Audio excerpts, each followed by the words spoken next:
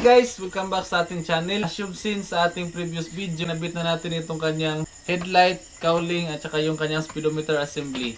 For today's video guys, we will continue working dito naman sa ating fuel system.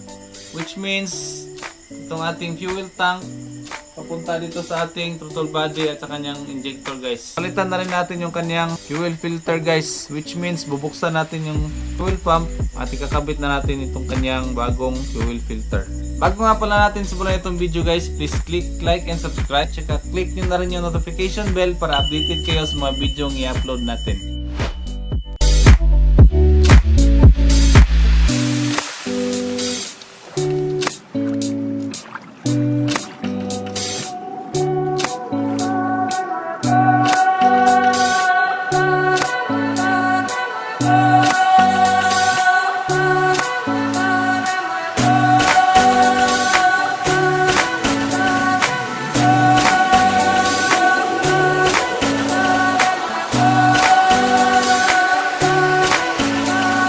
Guys, so ngayon na nailabas na natin yung ating pump assembly. So tanggalin na natin itong ating lumang fuel filter.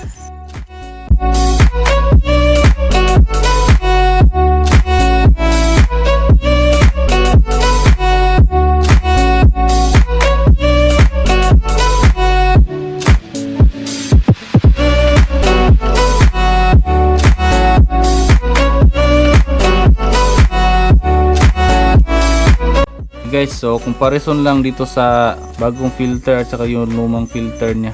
Ito siya guys. Ito yung luma at saka ito yung bago guys.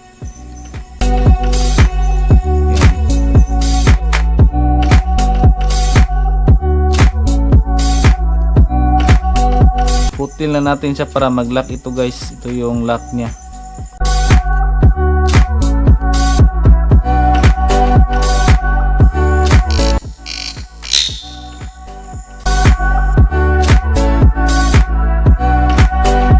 Ngayon na tapos na natin ikabit yung ating bagong filter guys, so ibalik na natin siya doon sa ating fuel tank.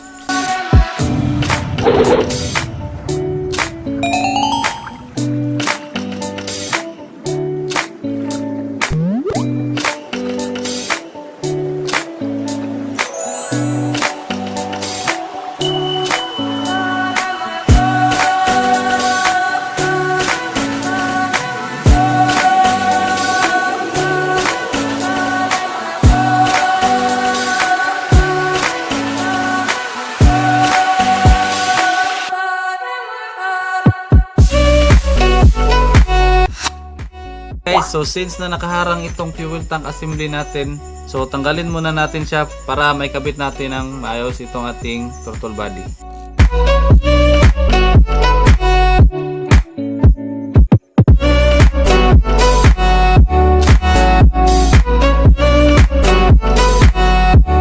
Guys, so ngayon na naalis na natin yung fuel tank, so ikabit na natin yung ating throttle body.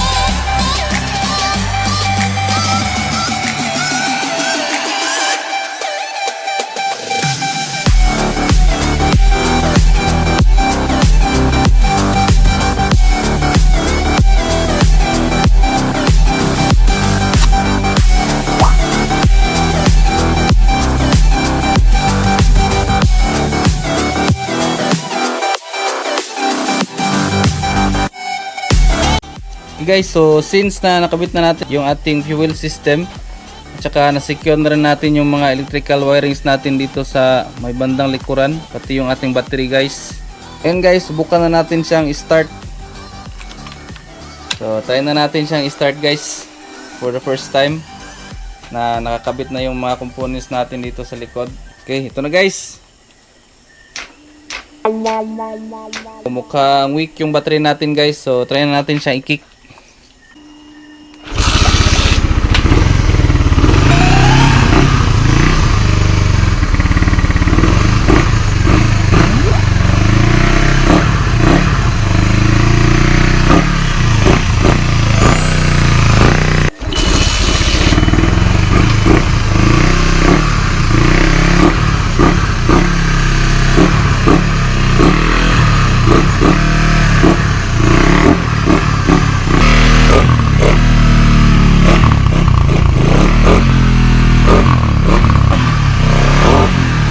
So that's it for today's episode. I hope na nag-enjoy kayo.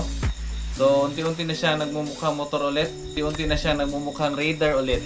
So abangan nyo sa ating next episode guys, kasi susubukan na natin isolve yung dahilan kung bakit wala siyang idle. Abangan nyo rin, hopefully makapag test drive na tayo sa ating next episode. Thank you so much guys for watching. I'll see you sa ating next episode.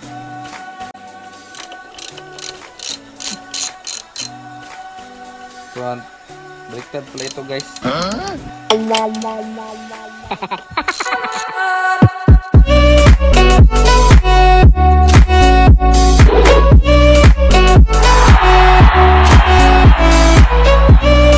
Ganyan pala dapat guys.